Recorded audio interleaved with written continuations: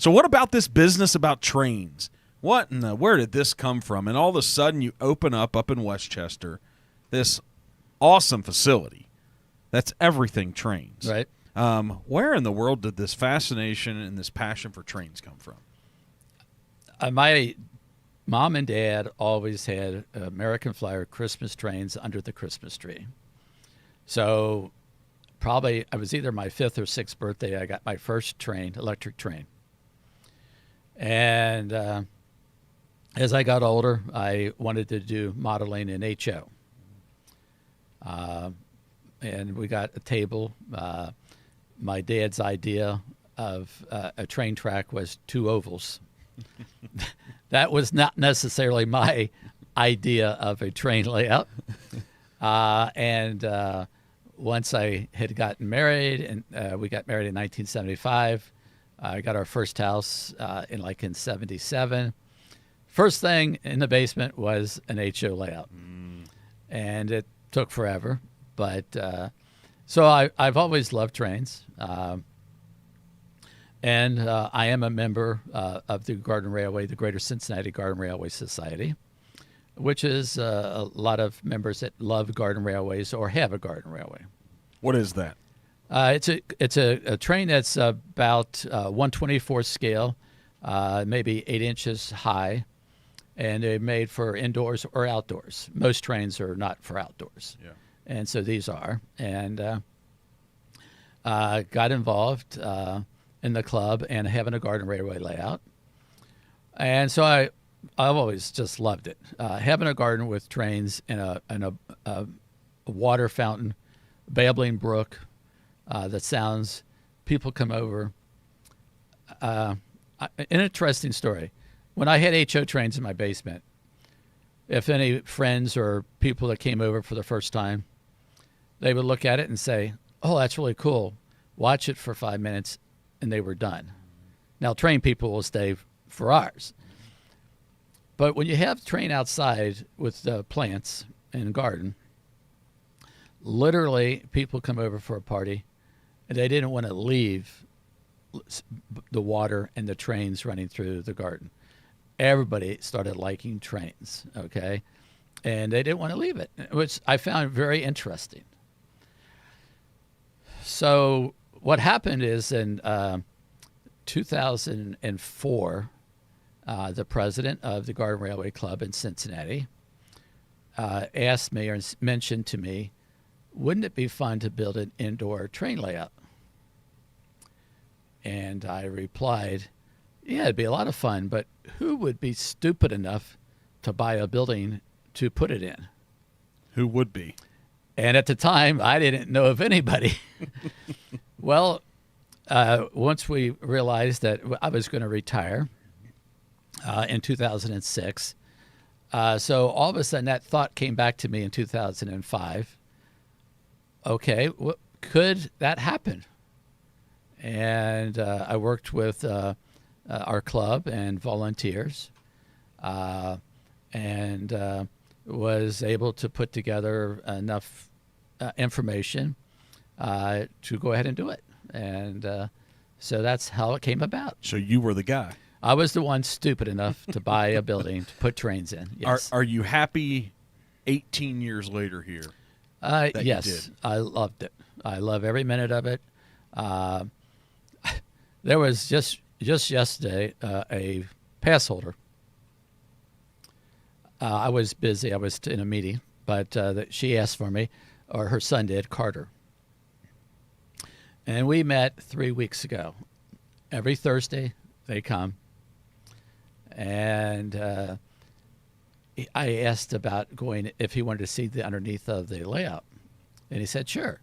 So I took him in under the ground, under the table, look at.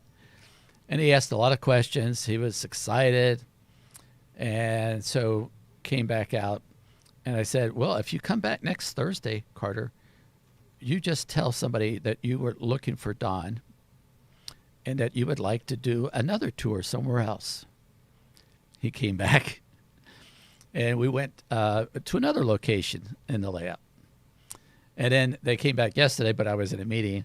So I owe him a totally different experience next week if they show up. So this is a substantial operation. If there's this many tours and behind the stage and under the track tours, it's substantial. Well, the layout itself, if you're not familiar, is 25,000 square feet. It's actually larger than the Guinness World Book of Records in Hamburg, Germany, by 1,000 feet, even though we cheat by using large trains. They're never using small trains. So that's why they are the world record. And for people, our competitor being in Hamburg, Germany is not really a competitor. It's a long flight. So, obviously when we decided to do this, I wanted something for everybody, hence the name EnterTRAINment Junction. We have a large play area for pass holders to let the little ones, it's perfect for, 2 years, 1.5 to 10-year-olds.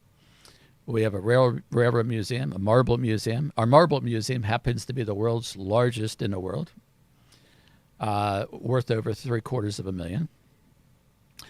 Most people don't know this, but we have the world's largest Thomas toy train museum. We have a fun house, which is a blast. We get a lot of buses of Amish families, and they love the fun house. They have a blast. And then the layout itself, and of course we have a gift shop and a hobby shop and a cafe. So it's quite an experience. It's a lot of fun. I love meeting people. That's really what it's all about, is making people's days. You probably, I'm assuming that the pay isn't anything near what you received from owning Watson's. I would say you're right. It's a passion project. That's what I said earlier, right? Yes. I was fortunate enough and blessed to be able to do this from the prior. It does not, doesn't drive the same revenue. It doesn't drive the same revenue at all. Yeah. That's for sure. Is it as satisfying? Both were totally different. You're dealing with totally different parameters and business and issues. But this is as good as it gets. Meeting people. I brought with me today an article, and it was a great article. Let's see it, if you're talking about it. From USA Today. And this actually was from a YouTube, that they live in Canada. It's called Kids Toys Play. And they're really big into trains, toys, and Thomas. New Zealand. The family that came, but the family I'm talking about is from actually Canada. Okay. They're the YouTubers. And so what happened is they came to visit, and it went viral. Totally, there's probably well over 5 million views 2 years ago to now. And we've had people come from all over our country because of the YouTube. Mm-hmm. But so much it was exciting is the week before Christmas, one of our special employees, Lindsay, she was on Facebook with this family from New Zealand.